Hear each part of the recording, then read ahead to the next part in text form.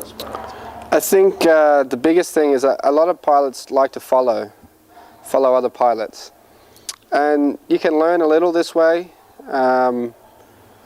but it's important to really make your own decisions and fly by yourself to improve your own skill. If you follow other pilots, you can only ever be as good as the person you're following. So for me, I mean, sometimes you are going to be behind pilots and you will be following. But if they go somewhere and you think, why are they going there? This doesn't make sense to me. I want to go there.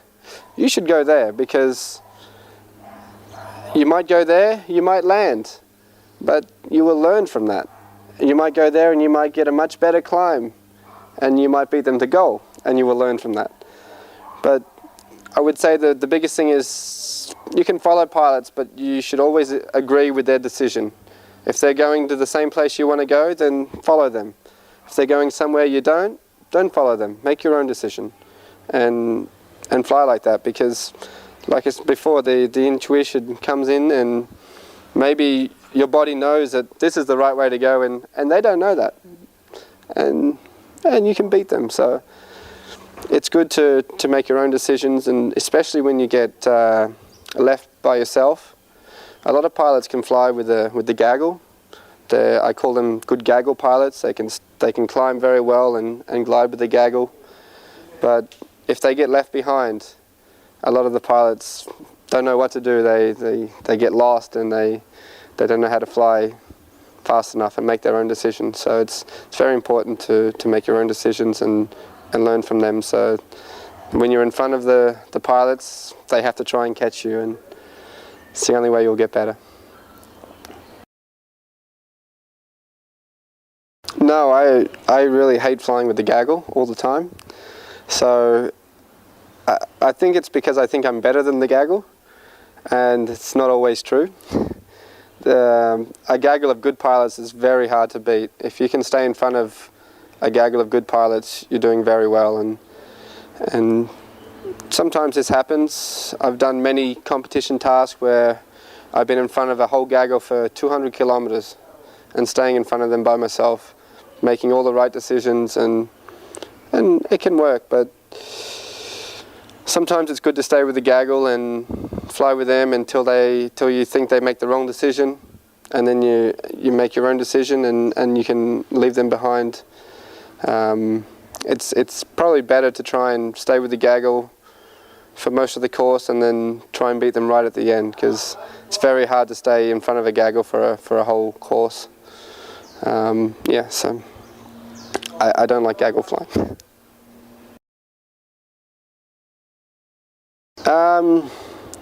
I'm trying to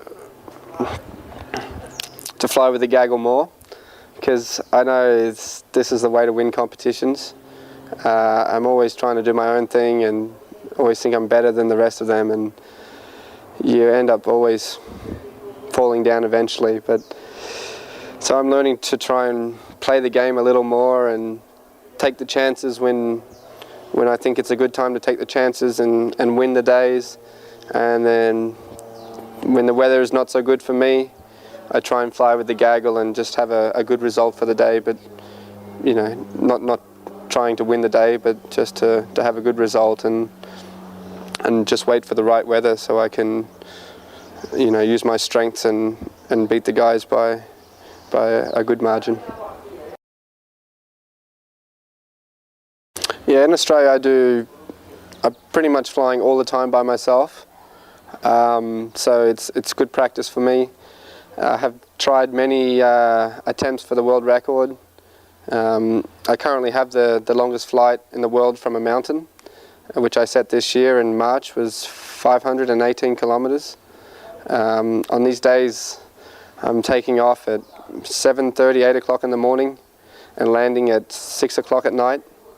And the whole day I'm flying 10 hours, 10 and a half hours, all by myself.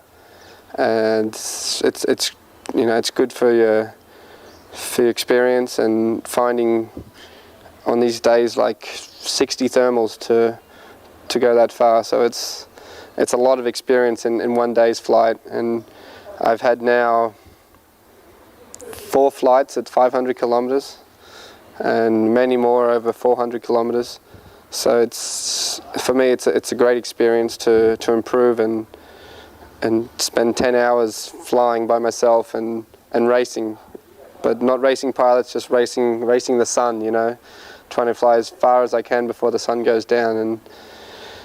And it's when you land at the end of the day, it's a great experience to land and go, wow, I've just flown so far and I have no motor or anything, just my hang glider. It's very good.